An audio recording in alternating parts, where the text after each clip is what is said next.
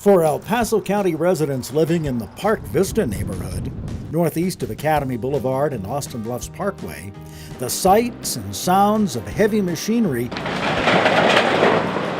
tearing into these dilapidated modular buildings was a cause for celebration.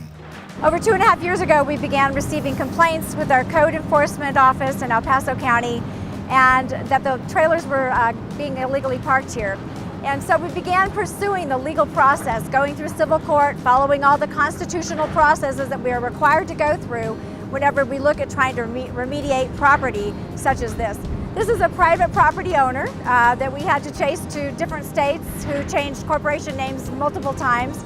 Under Colorado law, El Paso County land use violations are enforced through a civil court process to guarantee private property rights and due process as required by the 5th and 14th Amendments to the United States Constitution.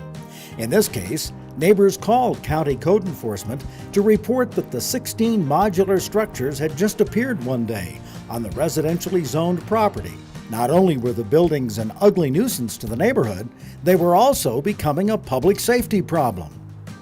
There have been many previous calls for service to this particular area because of the vacant lot and homeless people trespassing in the area. So the residents had been very concerned with vagrants in the area.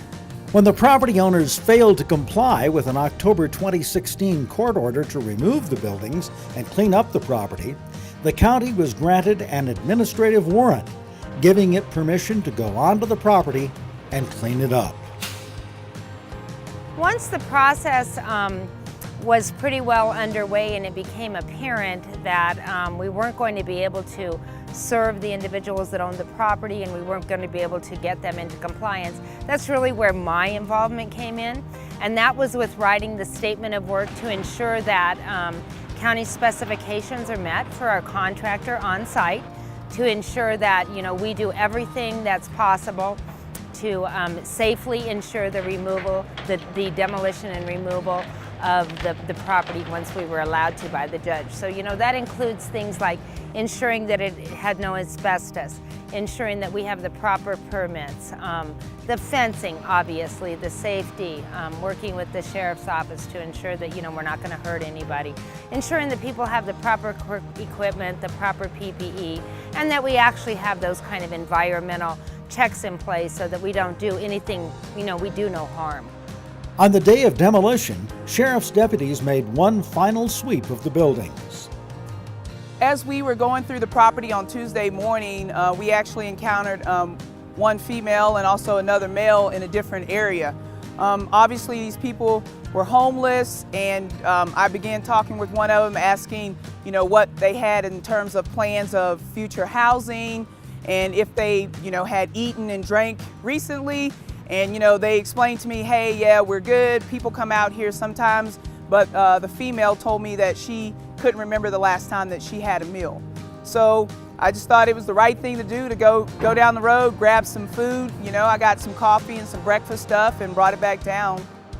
Total cost to demolish and safely dispose of the 16 buildings was $109,500. Local contractor R.E. Monk's Construction Company did the work, and the county plans to place a lien on the property, which must be cleared before it can be sold. El Paso County Code Enforcement is done entirely in response to citizens' calls for service, and the overwhelming majority of code enforcement actions are resolved when the property owners who have been properly notified take responsibility and do what is right. That makes this an extraordinary and highly visible exception to the norm.